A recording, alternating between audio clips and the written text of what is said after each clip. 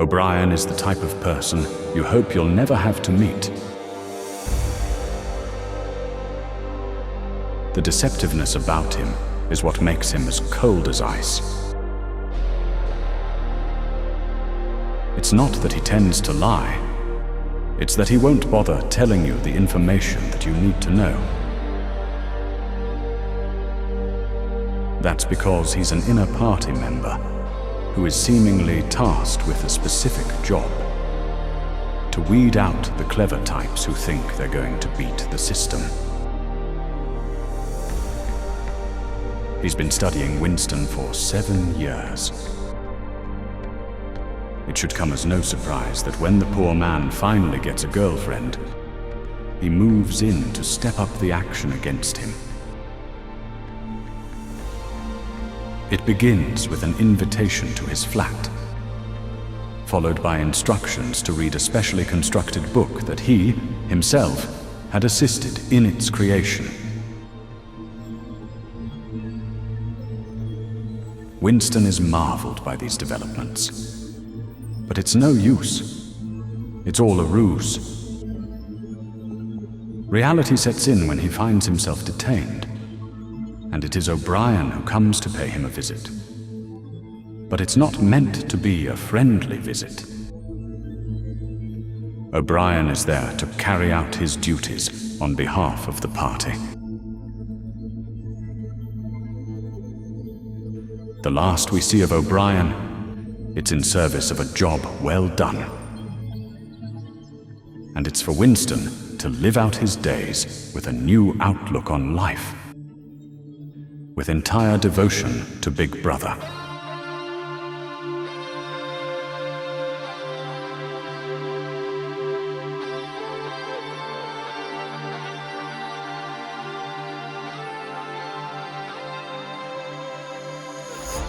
O'Brien is frightening for very different reasons from that which we find in most literary villains. The terror he incarnates does not come from rage or cruelty in appearance, not even from a sense of visible brutality. Instead, the fear comes from his complete calmness and intellectual certainty. O'Brien is composed, polite, and even courteous. He speaks with clarity and patience, almost like a teacher explaining something to a student. Calm rationality makes him far more disturbing than someone who simply appears to be manipulative and hostile. What makes O'Brien uniquely unsettling is that he seems to understand Winston better than Winston understands himself. He can discuss topics of philosophy, truth, memory, and reality with total confidence, and he does so without any trace of emotional conflict. The impression is that he has completely surrendered his own individuality to the party's logic, and now he embodies that logic perfectly. He is not merely enforcing the system, he believes in it with conviction. In many stories, tyranny appears as something offensive and chaotic. Here, however, our scariest figure is someone who is intelligent, controlled, and methodical. It's not something you want to mess with. O'Brien represents a mind that has accepted absolute power as a philosophical principle. For these reasons, he does not feel like a simple antagonist. He feels like the human face of the entire system. That is why many of us find him more disturbing than even the idea of Big Brother.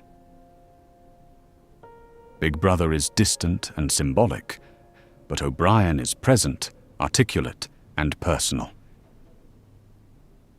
He can sit across the table from someone and calmly explain why the destruction of their mind is totally necessary. That quiet, unwavering certainty is what gives him such an enduring and chilling power.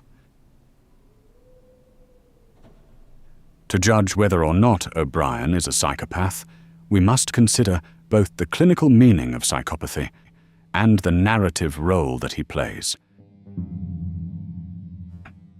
First of all, psychopathy is generally defined by traits such as lack of empathy, emotional detachment, manipulativeness, and a willingness to harm others without remorse. O'Brien clearly displays several of these traits. He calmly oversees the torture of Winston Smith while speaking in a composed and rational tone. He also manipulates Winston emotionally by pretending earlier to be an ally and a member of the resistance. His ability to shift from apparent warmth to cruelty suggests a profound emotional detachment. Secondly speaking, O'Brien openly endorses the suffering that he causes, and that makes him a nasty bastard. During Winston's interrogation, he explains that the party does not torture people merely to obtain information, but to reshape their minds and eliminate independent thought. This willingness to inflict pain for ideological purposes indicates a severe lack of empathy. A person who calmly justifies such actions could plausibly be described as possessing psychopathic traits. But there is an important complication. O'Brien does not behave like a chaotic or impulsive sadist. Instead, he appears disciplined, methodical, and intellectually committed to the party ideology. He explains the logic of the party's power with clarity, and he functions from the position of knowing people better than they know themselves. This is to suggest that O'Brien may not simply be a psychologically disordered individual, but rather, he's really just a loyal functionary of a totalitarian system. For this reason, many of us interpret O'Brien less as a psychopath and more as the ideal representative of the party's worldview. His cruelty is not portrayed as personal pathology, but as the logical outcome of the ideology of Ingsoc. In other words, the system has produced a person who can commit acts of inhumanity without experiencing any moral conflict. While O'Brien demonstrates traits associated with psychopathy, it may be more accurate to say that he is a product of totalitarian conditioning rather than merely an abnormal individual. The unsettling implication of the novel is that a political system can cultivate people who behave like psychopaths, even if they see themselves as rational and dutiful.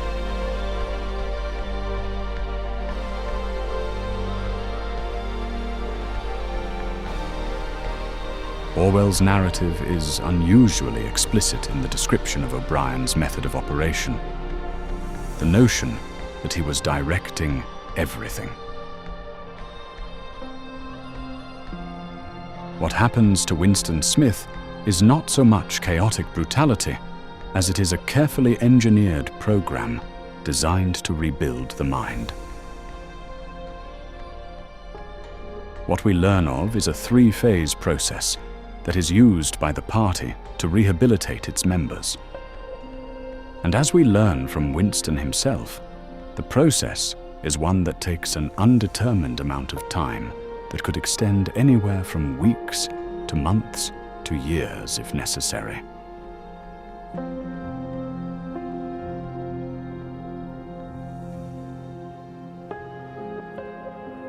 In Phase 1, it is crude that the process begins with a truncheon to the arm. This is an indicator of things to come. Winston is broken down through a series of beatings, exhaustion, and electric shock. This stage is intended to destroy all physical resistance and destabilize the constructs of consciousness and reality.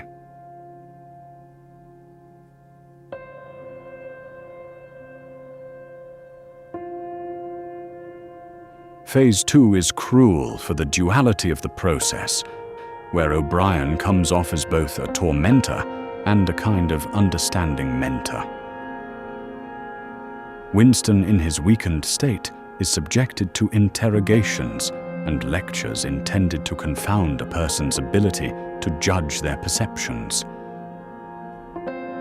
The party's ideology is thus explained. Reality exists only through party control of the mind.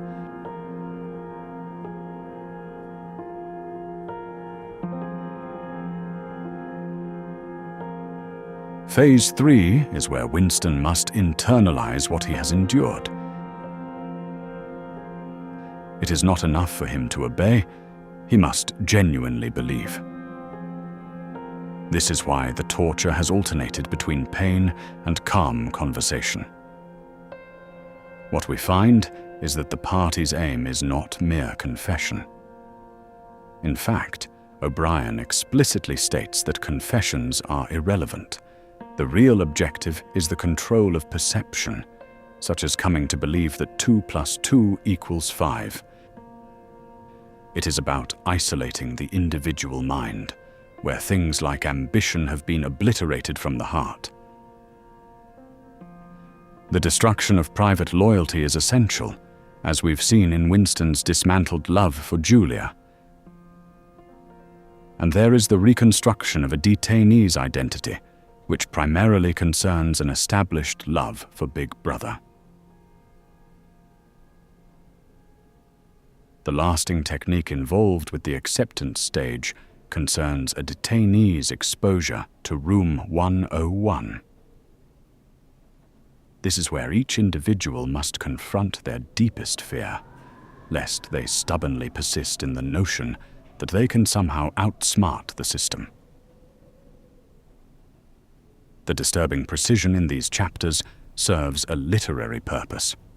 Orwell is showing us that totalitarian power is scientific.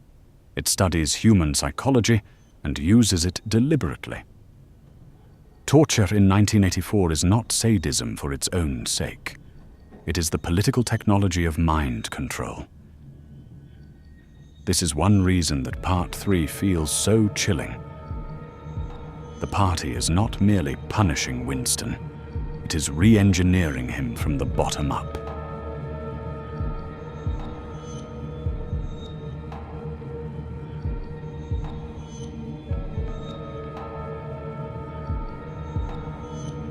During the process of Winston's rehabilitation, the party's philosophy of power, as explained most clearly by O'Brien, rejects the traditional idea that governments have ruled in order to achieve justice, prosperity, or social stability. Instead, the party openly declares that power is an end unto itself, which makes it the only system of government that will truly work. O'Brien informs Winston that earlier political systems have claimed to rule for the good of the people, but the party understands that such claims are illusions. The real motive behind all political authority is the desire to dominate. The party therefore abandons all moral justifications in pursuit of pure control over human beings. For this reason, the party does not merely want obedience in outward actions, it demands total domination over the human mind. O'Brien explains that the party seeks power over thoughts, memories, and perceptions of reality itself. By forcing individuals to accept contradictions and surrender their private judgment, the party proves its absolute authority. The ultimate expression of this philosophy is the image O'Brien gives Winston of the future. a world in which power exists only as the endless ability to guide and control others. In this vision, domination is permanent, and human life is organized around the continual exercise of power for its own sake.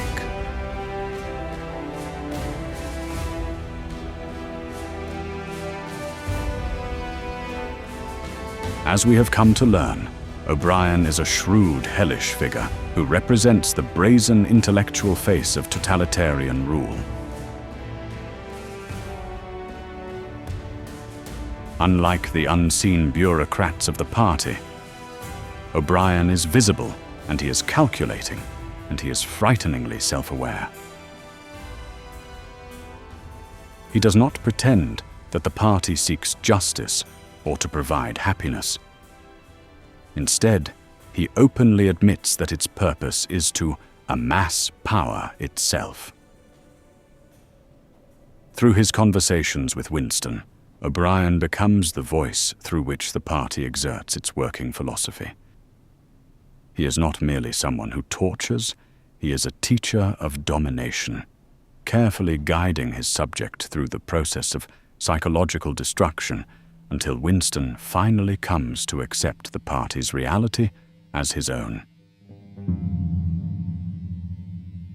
For this reason, O'Brien's role is far greater than that of a standard villain.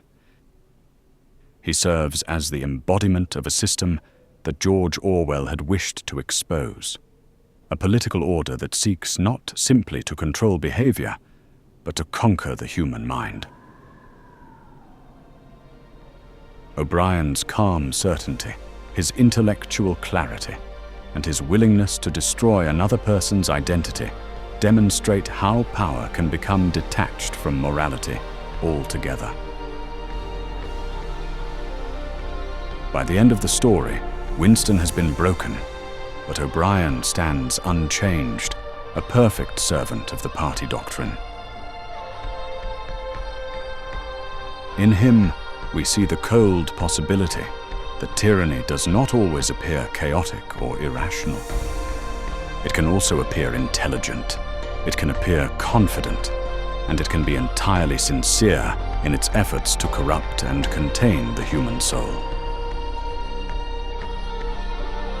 Booktime Learning is dedicated to the study of writing and literature. If this video has been enjoyable or instructive in any way, please consider clicking the like button and/or subscribing. And thank you for watching.